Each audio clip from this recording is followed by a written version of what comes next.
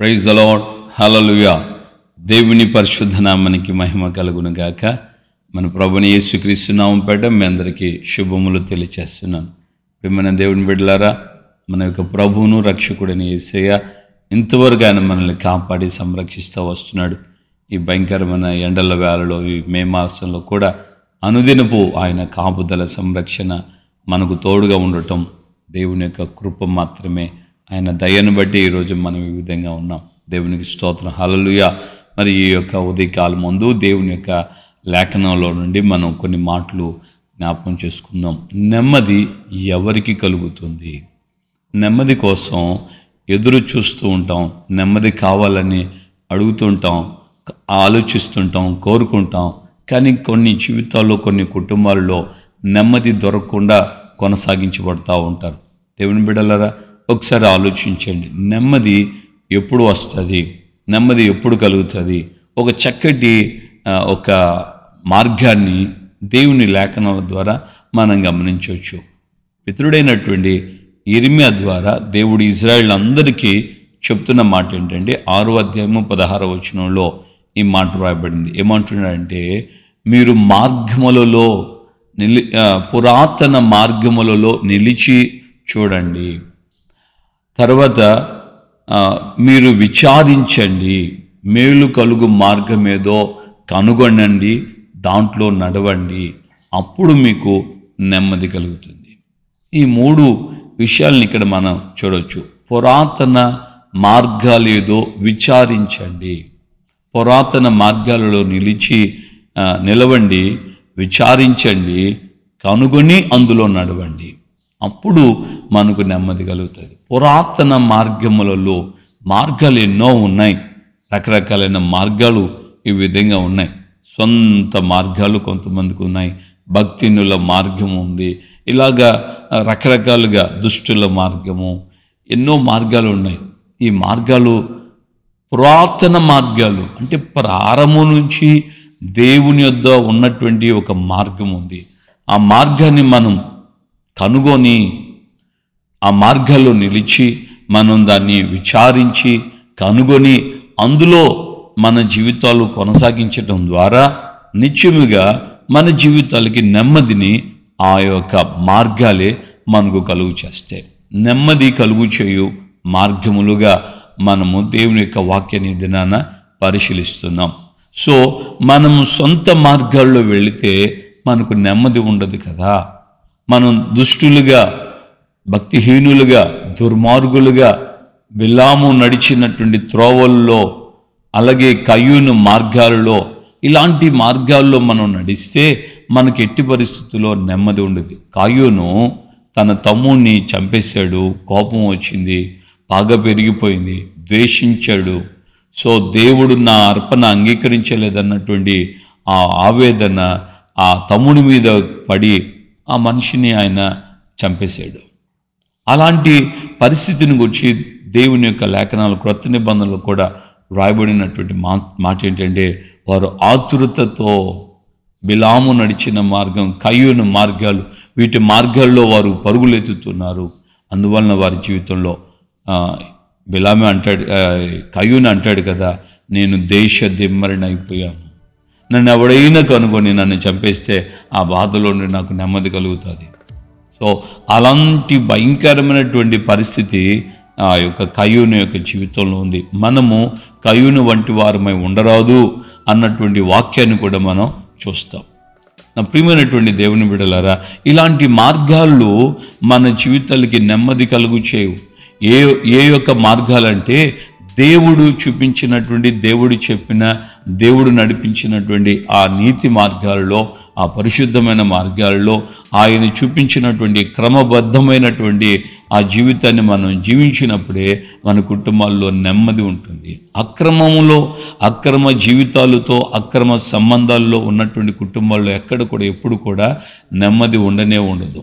అక్రమ సంపాదన కావచ్చు, అక్రమ జీవితాలు కావచ్చు, అక్రమమైనటువంటి ఏ విషయాల్లో కూడా మనం గమనించినప్పుడు అక్కడ మనకు నెమ్మది ఉండదు.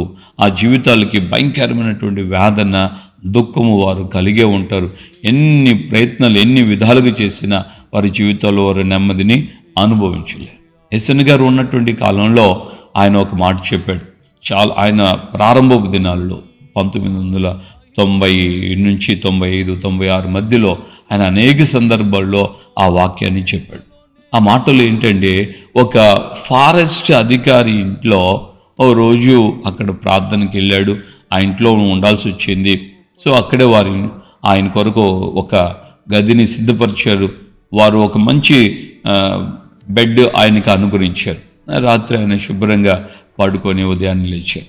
వీళ్ళు కుటుంబ యజమానురాలు హడావుడిగా ఉదయాన్నే ఆయన లేవగానే వెళ్ళి ఆయనతో మాట్లాడుతూ ఆయన్ని పదే అడిగారట, ఏమండి బాగా రాత్రి నిద్ర పట్టిందా? బాగా నిద్ర పట్టిందండి, నాకు ప్రాబ్లం లేదు, మంచిగా ఉన్నాను, మంచిగా నిద్రపోయాను, ఉదయాన్నే లేచాను. అవునండి, అదేంటండి, మేమైతే ఈ మంచం మీద పడుకుంటే అయ్యా మాకు ఏమవుతుందో ఏమో అర్థం కాదు, కానీ రాత్రులలో ఒక్క ఉదుటిని ఎగిరి కింద పడిపోతున్నాం. అటువైపు ఆమె, ఇటువైపు నేను, ఆ మంచం మీద నుండి కింద పడిపోతున్నాం. ఏంటి మాకైతే ఇట్లా అవుతుంది, మీకేం కాలేదా మీ నడుములు ఏమి ఎరగలేదా అన్నట్లుగా. ఆయన అన్నాడు, లేదు నాకు బాగానే ఉంది. అప్పుడు ఆయన వాళ్ళని అడిగాడట, అసలు ఏందో సంగతి చెప్పండి అని. అప్పుడు ఆయన అన్నట్టు, ఇది నేను ఫారెస్ట్ డిపార్ట్మెంట్ కదండి, అక్కడి నుంచి దొంగతనంగా ఈ యొక్క అక్రమ మార్గాలలో ఈ మంచాన్ని నేను తయారు చేయించాను. సో దుష్టులకు నెమ్మది ఉండదు, దుష్టులకి దుర్మార్గంగా నడుస్తున్న వారికి నెమ్మది ఉండదు అనేది దేవుని యొక్క లేఖనం. ప్రియమైన దేవుని బిడ్డలుగా మనం గమనించాల్సిన మాట ఏంటంటే, మన జీవితంలో పురాతనమైన పరిశుద్ధమైన మార్గాలు, కొట్టివేయలేనటువంటి, ఎన్నడూ కూడా మార్పు చెందనటువంటి ఆ ఉన్నతమైన పురాతన మార్గాల్ని, పరిశుద్ధమైన మార్గాల్ని, నీతి యథార్థత భక్తితో కూడిన మార్గాల్ని మనం గుర్తించి దాంట్లోనే మనం విచారణ చేస్తూ ఆ మార్గంలోనే మనం నడవటం ప్రారంభిస్తే మన జీవితాలకి నెమ్మది కలుగుతుంది. నీకు నెమ్మది కలుగు చేసే మార్గాలు పురాతన మార్గాలు. ఈ రోజున ఒక్కొక్కడు వచ్చి ఒక రకమైన బోధ చేస్తున్నాడు, ఒక్కొక్కడు ఒక్కొక్క రకమైనటువంటి ఉపదేశాన్ని తీసుకొస్తున్నాడు. నాదే కరెక్ట్ అంటూ చాలా గలిబిలి చేస్తున్నటువంటి ఈ క్రైస్తవ లోకంలోనే గలిబిలి అవుతున్నటువంటి పరిస్థితులు లేకపోలేదు. కానీ మనం గమనించాల్సిన మాట ఏంటంటే, వాటి వేటిని మనం పట్టించుకోకుండా పురాతన మార్గాలు. చాలామంది ఈ రోజున పెంతెకొస్తు అనుభవంలో ఉన్నటువంటి వారు సైతం పురాతన మార్గాలను విడిచిపెట్టి, పురాతన మార్గాలను వదులుకొని వారికి కల్పించుకుంటున్న మార్గాల్లో ఆతురతగా పరిగెత్తడానికి ప్రయత్నం చేస్తున్నారు. అందువలన ఆ కుటుంబాల్లో నెమ్మది, విశ్రాంతి లేకుండా పోతుంది. మనం అలా ఉండకూడదు. మనం గ్రహించాలి, నిలవాలి, విచారించాలి.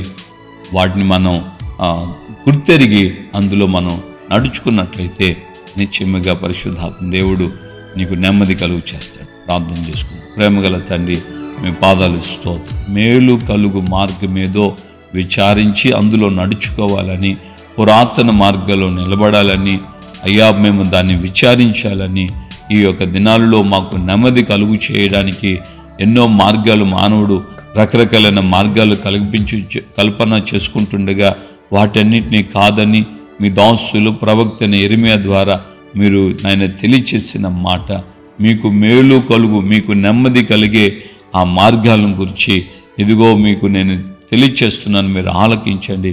పురాతన మార్గాలు ఏదో దాని గురించి మీరు మార్గాల్లో నిలిచి చూడండి అని మీరు చెప్పారు. అలాగే విచారించండి అని అన్నారు. అలాగే మేలు కలుగు మార్గమేదో దాన్ని కనుగొని అందులో నడవండి అని చెప్పాడు. అప్పుడే మీకు నెమ్మది కలుగుతుందని మీ లేఖనాల ద్వారా తెలియచేశారు. నాయన, ఈ రోజుల్లో అనేక విధాలైనటువంటి మార్గాల్లో నడుస్తున్నారు. అనేక విధాలైనటువంటి జీవితాలని వారు కలిగి ఉంటున్నారు. దేవా, అటువంటి వారిని మీరు జ్ఞాపకం చేసుకుంటూ, అయ్యా వారు మార్గాలు సరైనది కాదని సరిచేయబడు నిమిత్తమై అయ్యా వారితోనే ఈ విధంగా మీరు మాట్లాడుతూ వారి జీవితాలకి నెమ్మదిని, క్షమాపణ గుణమును, తగ్గింపును, ఓదార్పును అయ్యా మీరు కలిగింప చేస్తున్నారు. అయ్యా, వినుటకు చెవులు గలవాడు వినుగాక అని మీరు ఎన్నో సందర్భాల్లో చెప్పారు. ఆ విధంగా నీ ఉదయకాలము నీ బిడ్డలకి నెమ్మది కావడానికి, నెమ్మది కలిగిన జీవితాలు అనుభవించడానికి మీరు చూపిస్తున్న మార్గాల్లో నీ బిడ్డలను నడవడానికి సహాయం చేయండి. కృపయు, కాపుదల, సమాధానం, నెమ్మది అనుగ్రహించి కార్యాలు చేసి మీ నామాన్ని ఘనపరచుకొని మీ మార్గాలను గుర్తించి అందులో నడుచుకోవడానికి ప్రతి వారికి మీ కృప దయచేయమని యేసు నామమున ప్రార్థన చేసి పొందున్నాము తండ్రి. ఆమేన్. మన ప్రభు అయిన యేసుక్రీస్తు కృపయు, తండ్రి అయిన దేవుని ప్రేమ, పరిశుద్ధాత్మిక అన్యోన్య సహవాసం, సమాధానం ఇప్పుడు ఎల్లప్పుడూ సకల పరిశుద్ధులకి మనకు ప్రభు రాకడ పర్యంతం నెమ్మదితో కూడిన మార్గాల్ని గుర్తెరిగి విచారించి తెలుసుకుని అందులో నడుస్తున్న వారందరికీ తోడై ఉండి కృప బలపరిచి నడిపించుకుంటా. ఆమేన్, ఆమేన్, ఆమేన్. హల్లెలూయా. ప్రభుపేట అందరికీ వందనాలు. నిశ్చయం మనము నెమ్మదితో కూడిన జీవితాల్ని అనుభవించాలనేదే దేవుని కోరిక. ఆ విధంగా మనం జీవిస్తూ ప్రభు రాకడకు సిద్ధపడదాం. కృప మిమ్మల్ని బలపరచుకుంటాం. ఆమేన్. Praise the lord.